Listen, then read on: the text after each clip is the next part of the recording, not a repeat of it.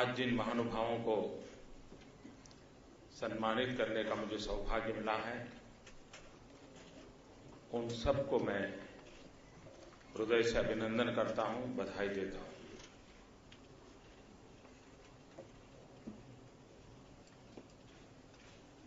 उनका क्षेत्र ऐसा है कि वे न प्रेस कॉन्फ्रेंस कर सकते हैं, न दुनिया को बता सकते हैं कि क्या रिसर्च कर रहे हैं,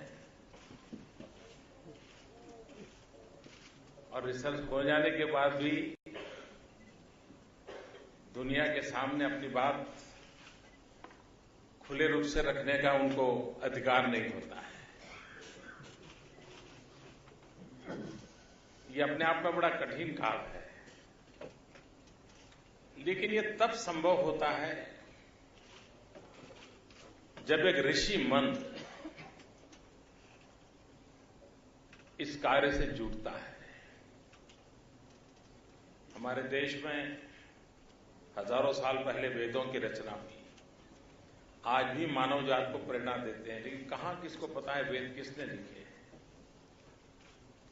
वे ऋषि भी तो वैज्ञानिक थे, वैज्ञानिक तरीके से समाज जीवन का दर्शन करते थे, दिशा देते थे।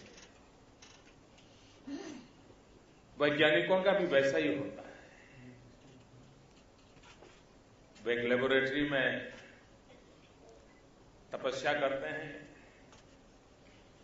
परिवार तक की देखभाल भूल करके अपने आप को समर्पित कर देते हैं, और तब जाकर के मानव कल्याण के लिए कुछ चीज दुनिया के सामने प्रस्तुत होती है। तो ऐसी तपस्या करने वाले और देश की ताकत को बढ़ावा देने वाले, मानव की रक्षा के लिए कृत संकल्प इन सभी वैज्ञानिक अभिनंदन के बहुत बहुत अधिकारी हैं। बहुत तेजी से दुनिया बदल रही है, युद्ध के रूप रंग बदल चुके हैं, रक्षा के और संहार के सारे पैरामीटर्स बदल चुके हैं। टेक्नोलॉजी पूरी तरह जैसे जीवन के हर क्षेत्र में प्रीडोमिनेंटली ड्राइव कर रही है, वैसे ही सुरक्षा के क्षेत्र में भी है।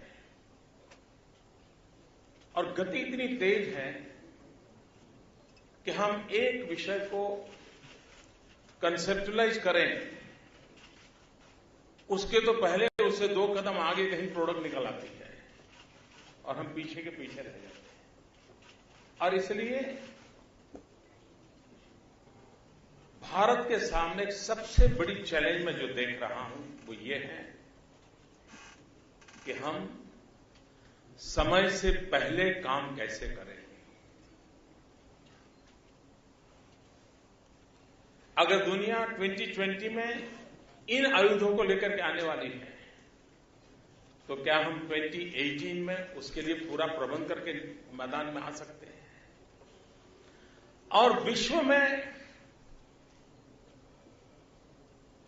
हमारी स्वीकृति, हमारी मांग किसी ने किया इसलिए हम करेंगे, उसमें नहीं है।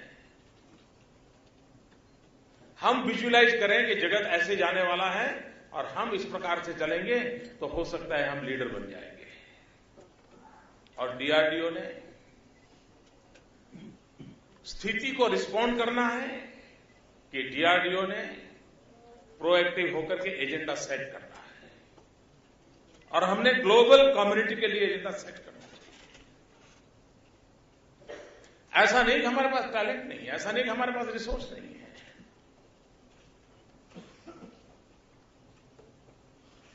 लेकिन हमने स्वभाव से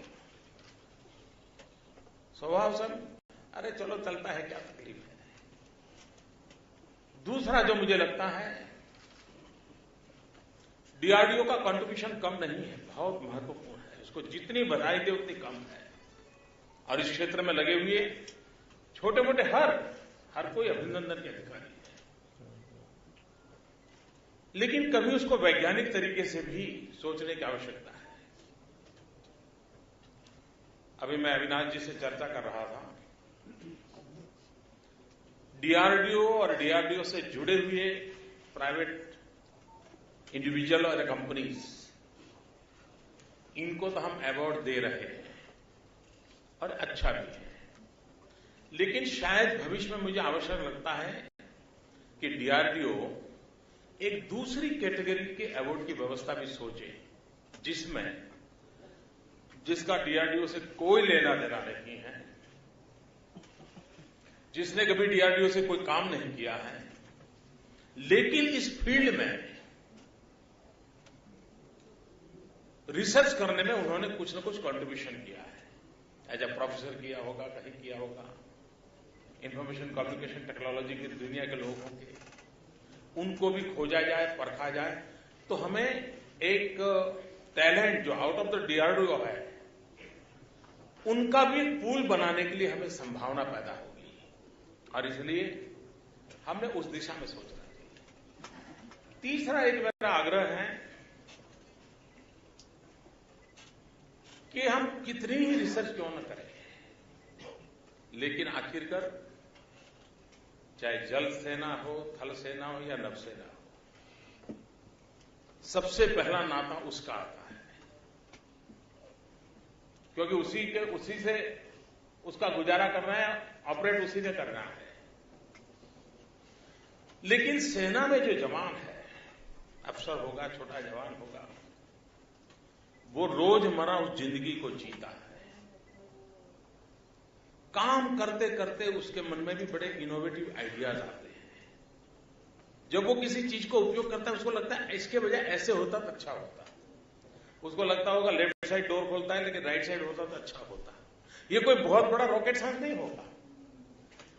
क्या कभी हम तीनों हमारे दल को, जल सेना, थल सेना, नभ सेना, उनमें भी जो एक्चुअली जो आज सेवा में रत है, उनको कहा जाए कि आप में कोई इनोवेटिव आइडियाज होंगे तो उसका भी कंपटीशन होगा। आप अपने काम करते, जैसे एजुकेशन में बदलाव कैसे आ रहा है, तो एक टीचर जो अच्छे प्रयोग करता है, वो आगे चल करके वो आइडिया इंस्टीट्यूशन में कन्वर्ट हो जाता है और वो आने वाली पीढ़ियों तक काम आता है। वैसे सेना में काम करने वाले टेक्निकल पर्सन हैं, सेवा में रत लोग हैं, हो सकता है पहाड़ में चलने वाली गाड़ी रेगिस्तान में न चले तो उसके कुछ आइडियाज होंगे। हमने इसको प्रमोट करना चाहिए और एक extension of the DRDO type हमने इवॉल्व करना चाहिए। अगर ये हम इवॉल्व करते हैं तो हमारे तीनों क्षेत्र में काम करने वाले इस प्रकार के टैलेंट वाले जो फौजी हैं, अफसर हैं, वे मैं मानता हूं ज्यादा प्रैक्टिकल सॉल्यूशंस हमें दे सकते हैं, या हमें स्पेसिफिक रिसर्च करने के लिए वो आइडिया दे सकते हैं। भाई इस समस्या का समाधान दो और डीआरडीओ कर सकता है, उस पर हम सोचना चाहिए। चौथा जो मुझे लगता है कि हम डीआरडीओ के माध्यम से समाज में किस प्रकार से, जैसे हम इतने साइंटिस्टों का हमने अवार्ड दिया, क्या हम देश भर में से इस क्षेत्र में रुचि रखने वाली अच्छी यूनिवर्सिटीज हो, उनको आइडेंटिफाई करें और एक साल के लिए स्पेशली इन साइंटिस्टों को उस यूनिवर्सिटी के साथ अटैच करें। वो यूनिवर्सिटी के स्टूडेंट्स के साथ इनके डायलॉग हो, उनका मिलना जुलना हो, साल में 8-10 सिटिंग हो जाए, तो वहां जो नौजवान है उनके लिए ये साइंटिस्ट बहुत बड़ा इंस्पिरेशन बन जाएगा।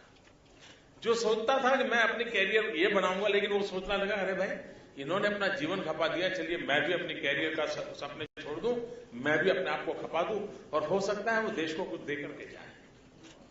यानी हमारा काम है संस्कार संक्रमण का, एक जनरेशन से दूसरी जनरेशन। हमारा ये सामर्थ्य को कैसे हम परकोलेट भी करें, डेवलप भी करें, और ये काम हम जब तक हम ये मैकेनिज्म नहीं बनाएंगे, कोई यूनिवर्सिटी अपने एनुअल फंक्शन में किसी साइंटिस्ट को बुला ले, एक बात है, लेकिन हम इनकी टैलेंट, इनकी तपस्या, उनके योगदान को किस प्रकार से उनके साथ जोड़ें, तो हो सकता है कि वो बहुत काम आएगा। क्या इन साइंटिस्टों को सेना के लोगों के साथ कभी इंटरफेस होने का मौका मिलता है क्या? क्योंकि इतनी बड़ी इन्होंने रिसर्च की है, सेना के जवान को ये मिलने से एक बहुत बड़ा रक्षा का विश्वास पैदा होता है। क्या कभी सेना के जवान ने उस ऋषि को देखा है जिसने उसकी रक्षा के लिए 15 साल लेबोरेटरी में जिंदगी गुजारी है? जिस दिन सेना में काम करने वाला व्यक्ति उस ऋषि को, उस साइंटिस्ट को देखेगा कि तो मेरे लिए इस महापुरुष ने बताया, आप कल्पना कर सकते हैं वो ऑनर का फल कैसा होगा। और इसलिए हमारी पूरी व्यवस्था एक दायरे से बाहर निकाल करके, जिसमें एक ह्यूमन टच हो, एक इंस्पिरेशन हो, उस दिशा में उसको कैसे ले जा सके। अगर उस दिशा में, और मैं मानता हूं अब ये जिन लोगों का सम्मान हुआ, उनकी स्पेशलिटी वाले और उनका उपयोग करने वाले लोगों को एक बार मीटिंग करके देखिए, आपको अनुभव आएगा इस फंक्शन से भी उसका इंस्पिरेशनल लेवल अनेक गुना हाई हो जाएगा। आप देखना, क्योंकि वो अच्छा काम करने वाले को भी प्रेरणा देगा, और जिसने उनके लिए काम किया उन जवानों को भी एक नई ताकत मिले, अच्छा हमारे लिए इतना काम होता है। उसी प्रकार से डीआरडीओ के कुछ लेयर बनाने चाहिए, ऐसा मुझे लगता है। हो भी सकते, मेरा कोई उतना ज्यादा अध्ययन नहीं है। एक तो है हाईटेक की तरफ जाना और बहुत बड़ा नया इनोवेशन इसे होता, लेकिन एट द सेम टाइम रोजमर्रा की जिंदगी जीने वाला जो हमारा फौजी है, उसकी लाइफ में कंफर्ट आए, ऐसे साधनों की खोज, उसका निर्माण, ये कैसे हो सकता है? आज अगर उसका वाटर बैग 300 ग्राम का है, तो उतना ही अच्छा वाटर बैग 150 ग्राम का कैसे बने ताकि उसको वजन कम ढोना पड़े। आज उसके जूते इतने वेट के हैं, पहाड़ों में ये तकलीफ होती है, रेगिस्तान में ये तकलीफ होती है, तो इसमें रिसर्च कौन करे? क्या कभी जूते बनाने वाली कंपनी और डीआरडीओ का इस काम करने वाले लोग, इनका कभी इंटरफेस होता है? वे रिसर्च करके देते हैं। यानी डीआरडीओ को एक लैब से बाहर निकाल करके, और जो उनकी रोजमर्रा की जिंदगी है, आप देखिए हम इतना इनोवेशन के साथ हमारे लोग आएंगे, इतनी नई चीजें देंगे जो हमारे सेना के जवानों के लिए बहुत ही कंफर्ट ऐसी व्यवस्थाओं को विकसित करा सकता है, बहुत लाभ कर सकता है। उस दिशा में कुछ सोचा जा सकता है क्या? एक और विषय मेरे मन में आता है, आज डीआरडीओ के साथ करीब 50 लेबोरेटरी भिन्न भिन्न क्षेत्र में काम कर रही है। क्या हम तय कर सकते हैं कि मल्टी टैलेंट का उपयोग करने वाली जो व्यवस्था है, ऐसी 5 लैब हम ढूंढे 50 में से, और हम एक डिसीजन लें कि 5 लैब ऐसी होगी जिसमें नीचे से ऊपर एक भी व्यक्ति 35 एज ग्रुप से ऊपर का नहीं होगा, सबके सब बिलो 35। अल्टीमेट डिसीजन लेने वाले भी 35 के नीचे के होंगे। एक बार हिम्मत के साथ हिंदुस्तान की यंगेस्ट टैलेंट को हम अवसर दें और उनको बताएं कि दुनिया आगे बढ़ रही है, आप बताओ। मैं विश्वास से कहता हूं इस देश की टैलेंट में दम है, वो हमें बहुत कुछ नई चीजें दे सकता है। अब आज साइबर सिक्योरिटी की बहुत बड़ी लड़ाई है, मैं मानता हूं वो 20-25 साल का नौजवान बहुत अच्छे ढंग से करके दे देगा हमें, क्योंकि उसका विकास ही उस दिशा में हुआ है, उसको तुरंत चीजें ध्यान में आती है। क्या हम 5 lab totally dedicated to below 35 age group, और उसकी डिसीजन मेकिंग प्रोसेस आखिर तक 35 के नीचे के लोगों के हाथ में दे दी जाए? हम रिस्क लें, हमने बहुत रिस्क लिए हैं, क्या है एक रिस्क और ले लें। आप देखिए एक नई हवा की जरूरत है, एक फ्रेश एयर की जरूरत है, और फ्रेश एयर आएगी हमें लाभ होगा। डिफेंस सिक्योरिटी को लेकर के हमने सामान्य हमारे स्टूडेंट्स को भी तैयार करना चाहिए। क्या कभी हमने सरकार के द्वारा, स्कूलों के द्वारा साइंस फेयर होते हैं, बहुत होते हैं, क्या कभी उनको ये कहा कि ये साइंस फेयर 2015 का will be dedicated to only the defence related issues? सब नौजवान खोजेंगे भाई, अपना प्रोजेक्ट लाएंगे, टीचर भी इंटरेस्ट लेगा, तो डिफेंस में क्या क्या होता है स्टडी होगा, प्रोजेक्ट रिपोर्ट बनेंगे। लाखों की तादाद में हमारे स्टूडेंट्स को डिफेंस साइंस भी एक बहुत बड़ा काम है, डिफेंस टेक्नोलॉजी एक बहुत बड़ा काम है, डिफेंस रिसर्च एक काम है। उसके सोचने की खिड़की खुल जाएगी। हो सकता है 1 लाख में से 2-4 ऐसे भी निकल आए जिनको मन कर जाए यार इसको हम कैरियर बना लें। हमने देखा है कि आजकल टेक्निकल यूनिवर्सिटी की एक ग्लोबल रोबोट ओलंपिक होता है, नेशनल लेवल का भी होता है। क्या हम उसको स्पेशली डीआरडीओ के साथ पार्टनरशिप करके ये robot competition only dedicated to defence. आप देखिए ये जो नौजवान रोबोट के द्वारा फुटबॉल खेलते हैं, रोबोट के द्वारा क्रिकेट खेलते हैं, वो सारी चीजें करते हैं, उसका मजा भी लेते हैं, उसका कंपटीशन भी होता है, लेकिन उसको 2 स्टेप अहेड 3 स्टेप अहेड हम इसकी चीजें कर सकते हैं क्या? एक नए तरीके से, नए सोच के साथ और सभी लोगों को जोड़ करके हम इस पूरी व्यवस्था को विकसित करें। और साथ साथ समय की मांग है, दुनिया हमारा इंतजार नहीं करेगी, हमें ही समय से पहले दौड़ना पड़ेगा। और इसलिए हम जो भी सोचें, जो भी करना चाहिए, जी जान से जुट करके समय से पहले करने का संकल्प करें, वरना कोई प्रोजेक्ट कंसीव हो गया 1992 में और 2014 में अभी थोड़े दिन लगेंगे, तो ये दुनिया बहुत आगे बढ़ जाएगी। और इसलिए आज जब डीआरडीओ से संबंधित सभी प्रमुख लोगों से मुझे मिलने का अवसर मिला है, इतना उत्तम काम किया है और पोटेंशियल है। लोग कहते हैं कि मोदी जी आपकी सरकार से अपेक्षाएं बहुत है, जो करेगा उसी तो अपेक्षा होती है, जो नहीं करेगा उसे कौन अपेक्षा करेगा? तो डीआरडीओ से भी तो मेरी अपेक्षा क्यों है? मेरी अपेक्षा इसलिए है कि डीआरडीओ में करने का सामर्थ्य है, ये मैं भली भांति अनुभव करता हूं। आपके अंदर वो सामर्थ्य और आपने करके दिखाया है, और इसलिए मुझे विश्वास है आप उसको कर सकते हैं। फिर एक बार सभी वैज्ञानिक महानुभावों को देश की सेवा करने के लिए, उत्तम योगदान करने के लिए बहुत बहुत शुभकामनाएं देता हूं, बहुत बधाई देता हूं। धन्यवाद।